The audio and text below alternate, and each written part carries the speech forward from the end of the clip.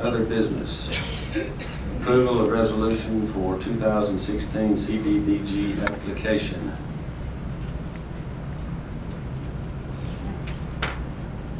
Any discussion or motion on this one? We've got some comments. We have discussion. Mayor, I've got some. Normally, comments are heard after the motion has been seconded, if there is a second. I'll second that. I have a motion and a second. Now, who's first? I'll let Sally and then I'll address. Yes, let's do this first, please. Let Sally report her findings to us, and then we'll go from there, because I understand there's some misunderstandings. We are asking the city council to approve applying for CDBG funds to a project for housing rehabilitation funds for low to moderate income owner-occupied housing in the Darrell Avenue, Diane Street area. We don't expect more than a couple of applications to be successful, but if we are notified in the fall that we are receiving funds, it will come back to the city council for review of the contract and decide whether or not to accept the funds. I know that there have been many questions raised regarding a new HUD rule on fair housing. As was stated last Thursday, CDBG has always had a fair housing component to the grants. This component is geared toward awareness of non-discrimination laws in housing. I would like to address some of the concerns that have been raised. I'm not an expert, but I read a summary of the law and also documents provided by those with concerns. One of them has to do with HUD filing lawsuits against communities in regards to alleged discrimination using zoning and land use policies. The city of Crossville does not have any zoning or land use policies, and as such, there is no law on our books that would cause the city to discriminate. Any discrimination that could potentially take place would be by property owners or developers. As you all know, there have been several apartment complexes that have been built recently with subsidized rent. The city has no role in deciding whether they are built here or not. The only group that has any control is the Planning Commission in approving development plans, but that is only relative to infrastructure and not as to its use. Consequently, I see no danger in HUD filing a lawsuit against the city of Crossville regarding fair housing issues. Another comment that I've heard is they are sending refugees to Crossville and will require that we commit housing to them. Once again, you as a city council have no jurisdiction over who property owners rent to or sell to. In the case of this particular grant application, it is for owner-occupied homeowners who meet the criteria. These are people already living in the homes that might qualify. If we should have more applications than we can fund, the selection process will be objective based on the qualifications of the residents, the condition of the home, and the greatest need. We will be glad to share that process with the council. The work on the homes will be to address safety concerns, code violations, and energy efficiency that can help the residents on their utility bills. The last thing I would like to address is the homeowners in the area that may receive assistance. A comment was made last Thursday that working people would be giving their money to assist people that don't want to work. I have not talked to everyone in the neighborhood yet, but so far I know of a young couple with a small child on a fixed income. Actually, they're minimum wage earner. 3 senior widows who are on fixed income. 1 senior man who is disabled and on a fixed income. A single father who is disabled with at least 1 son and is self-employed who will be using the garage on the property to make a living. And a single woman working 3rd shift. I have not been in contact with any so far that I would put in the category of a deadbeat that doesn't want to work. These are simply people that need help. If allowed to file an application for these funds, you as a council have until fall to research for yourself the new HUD rules and any potential concerns for the city of Crossville. I will also have time to have more discussions with the state with any concerns they may have.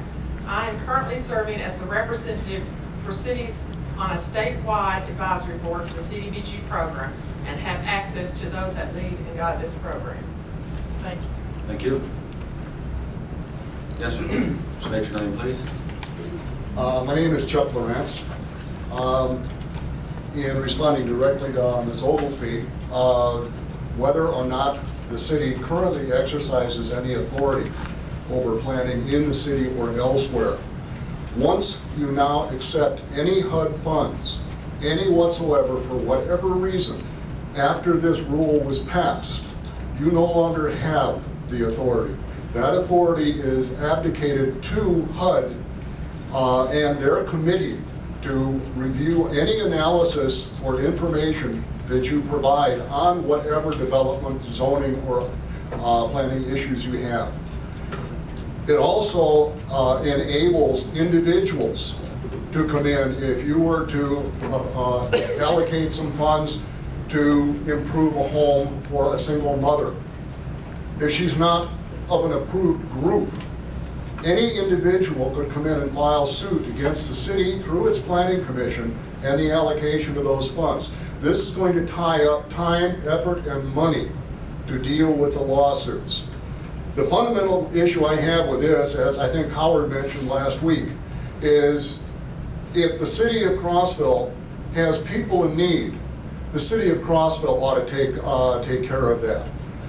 If the particular grant in question is $500,000, we have, what, I think 10,000 residents of the city of Crossville. If each resident came up with $50, we'd have that $500,000. I'll put $100 on the table right today. If anyone needs it, go to the community first. We should not be going to the federal government to force somebody in Idaho to pay for what we think we need here. That's Thank you. Thanks, sir. Mr. Kidwell. Thank you, Mr. Mayor. My name is Randall Kidwell. I also want to address these HUD fundings. HUD has had a long history, got a lot of regulations. Do not be fooled that this is something that was in there all along.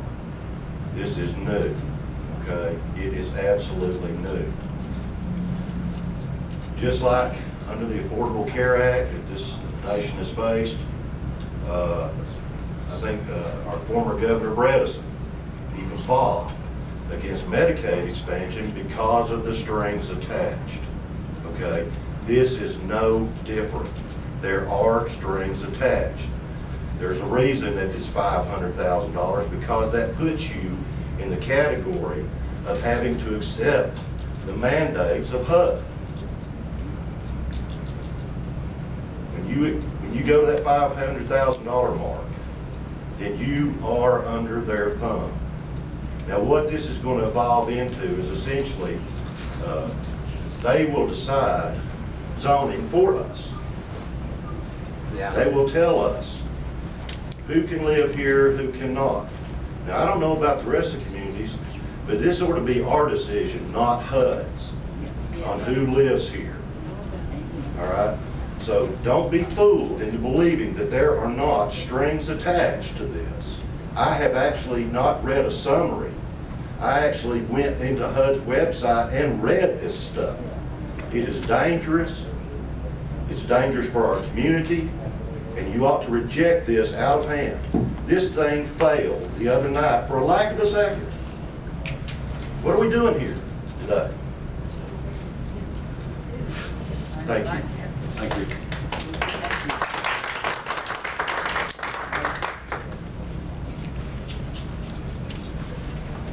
Yes, sir.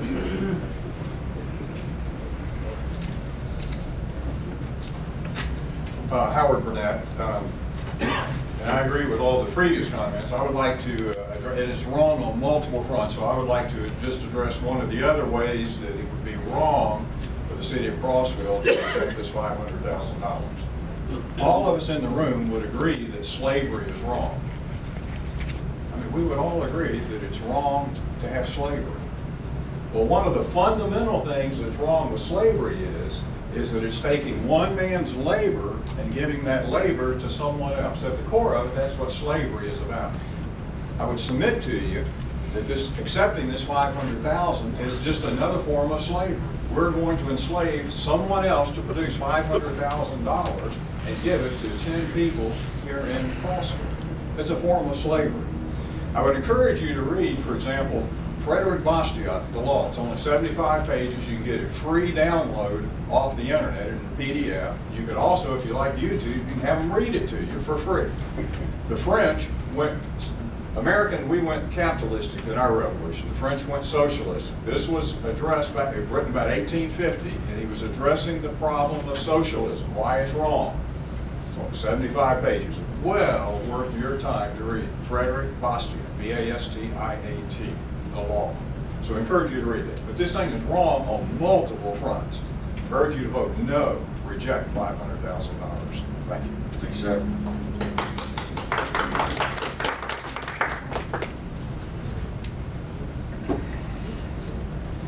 Mr. Sousa. Thank you. Excuse me, if I could make one more quick comment. There is a solution to this. Senator Mike Lee has proposed a bill, Senate 1909, to get rid of this stupid rule.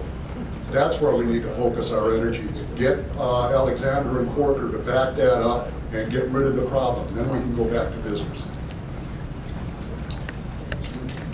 Yes, or sir. Okay.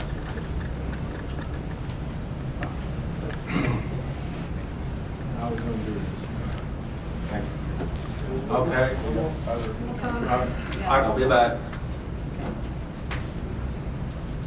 I've spent all weekend studying this. I studied this last week. You take a block of money, you bring it into the community, and you help an area to upgrade the city that I fought hard for. Then you pass money on to local contractors, hopefully, and that helps stimulate the economy. I understand all that. But then I get told things that are only half of the story about what we're doing here. And what bothers me tremendously on the affirmatively fair housing is that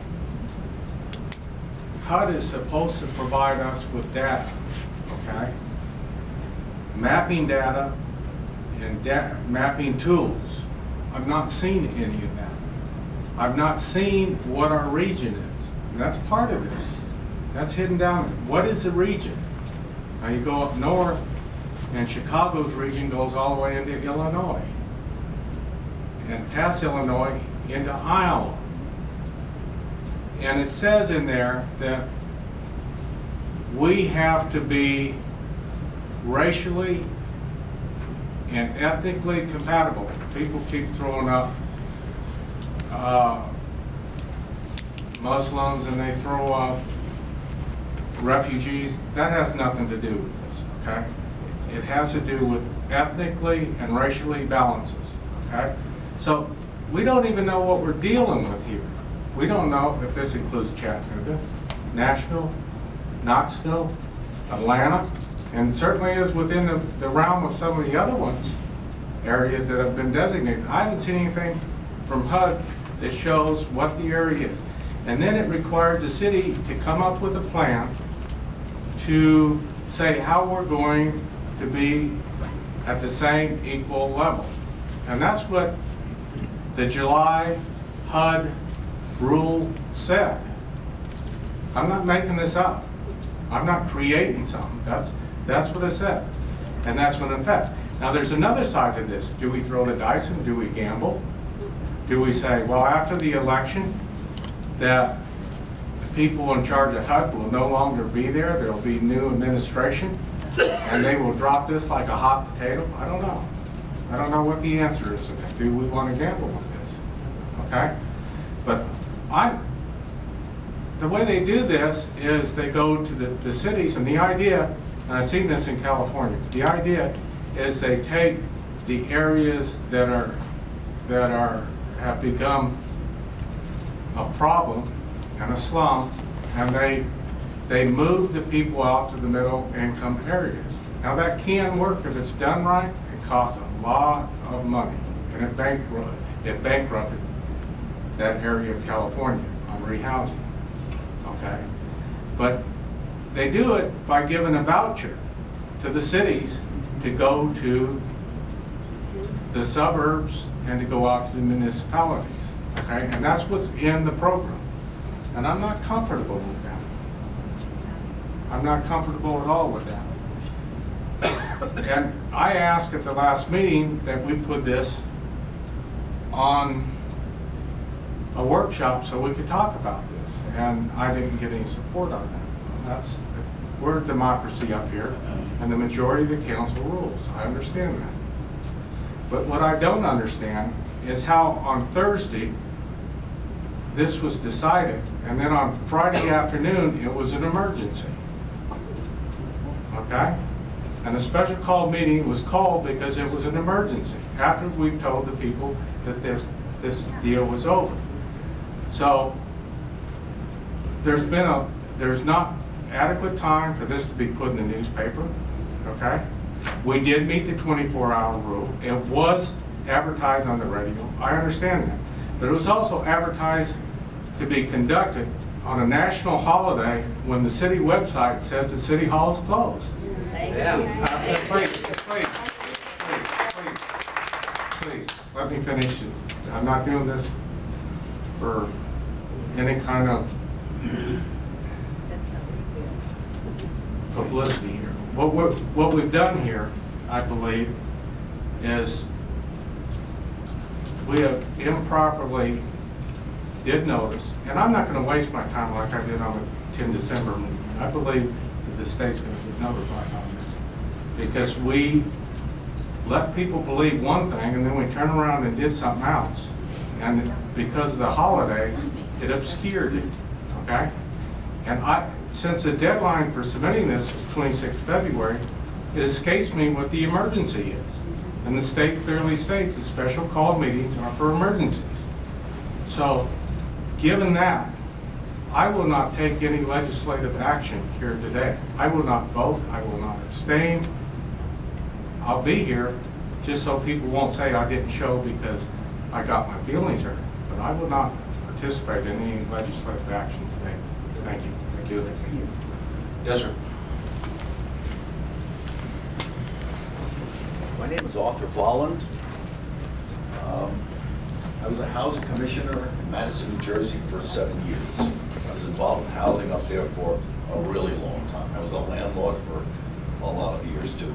We helped about 1,000 people in Madison, New Jersey. It was a town of 16,000 people. We had senior housing, we had Section 8 vouchers, we had scatter site housing. We've done all these things. There are huge costs involved that are never shown on a normal balance sheet. Low-income housing doesn't pay any real estate tax, for example. In some places, they pay a pilot, which is called payment in lieu of taxes, which is probably 10 cents on the dollar. So you have to educate children of these people who don't pay anything. The problem is there's a cost, everyone else pays that cost. That's really very expensive. Crime goes up with low-income housing. You could say a lot of things that, oh, no. It goes up with low-income housing. We saw it over and over. It's a problem.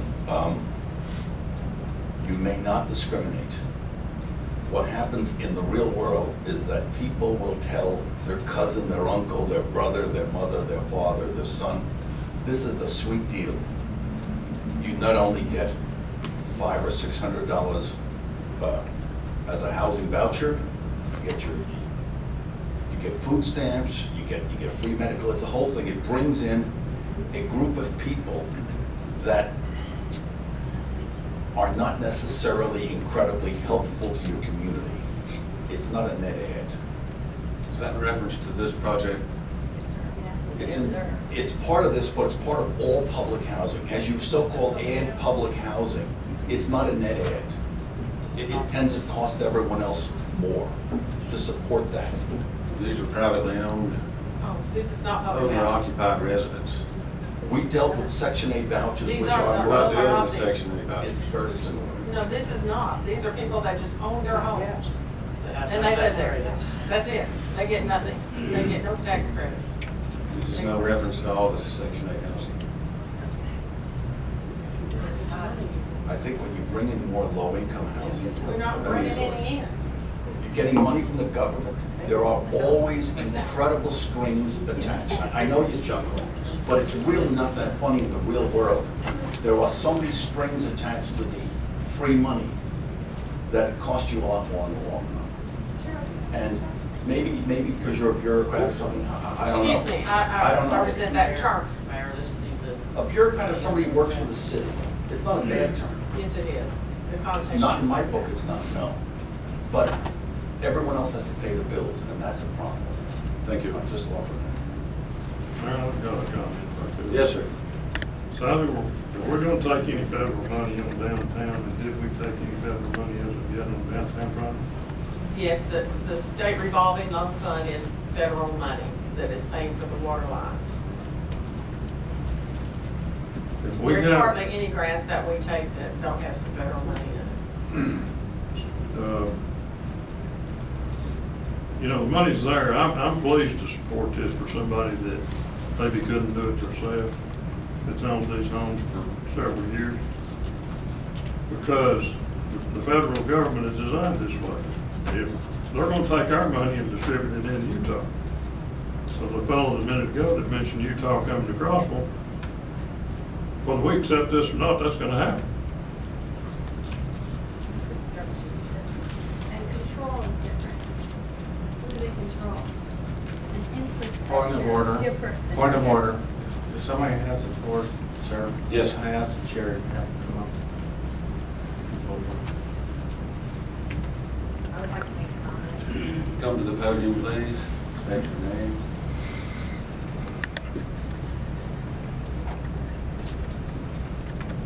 Renee Oberher.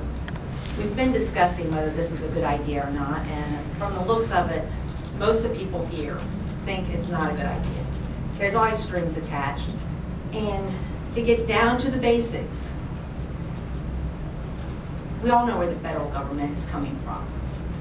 And at this point in time, it's coming from our grandchildren. The money they've taken from us is gone.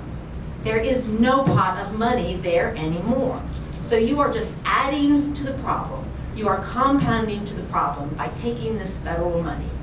And were you elected to act as a charity? Water systems, you're servicing the whole community. Distributing money to 10 families, no matter how good you feel about it, it's not your job as city council.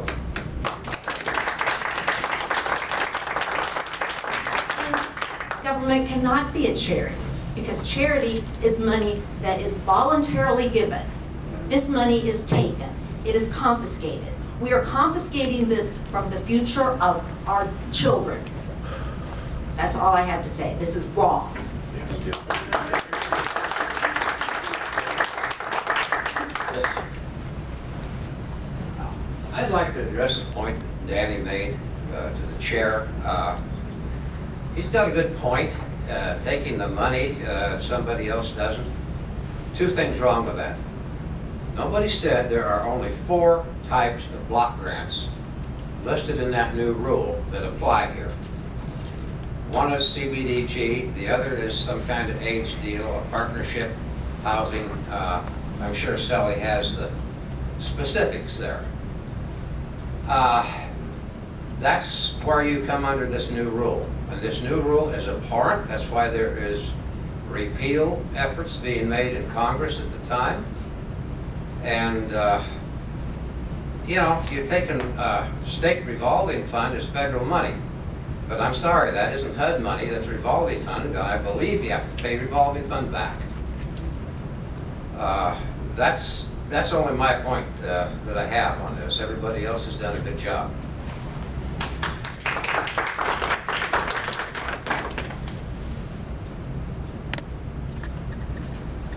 One of the rules on this says the rule facilitates community participation in the local process and analyze fair housing conditions and set local priorities and goals. Here I say the key to this is local, which is a little bit different than a lot of the references that we're getting out here. We have a motion and we have a second. Roll call vote, please. Time out. One more.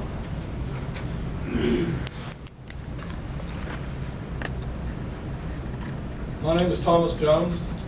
We moved here from a location that accepted a lot of HUD money and different things like that for the homes and houses, and low-income homes come in. And some people move in and move out all the time. And in the process of doing that, we've seen the crime rate go up so bad that in the area. We've We've seen the schools being overwhelmed with different situations, and teachers being required to learn how to teach in different languages. The jails have to be overcrowded, so it ends up costing the whole committee, the whole county, more money by accepting this in the long term. It may not show up in the short term, in the long term, it will show up as a more additional expense for the county because of the expense it brings to the county, not just in the sale of the homes, people that are coming with the homes. Thanks, sir. Chief, is this particular area that we're talking about a high crime area? No more than any other area in the city. We don't have a lot of trouble. Call for a roll call vote. Councilman Sousa, Pass. Councilman Wyatt, Aye. Mayor Pro Tem Harris.